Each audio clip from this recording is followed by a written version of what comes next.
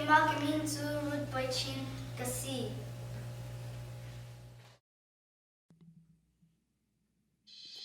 Một buổi ba chợ ninh hi, ở sông loi sinh chan, dễ dàng biểu tê hi, ở ser siam.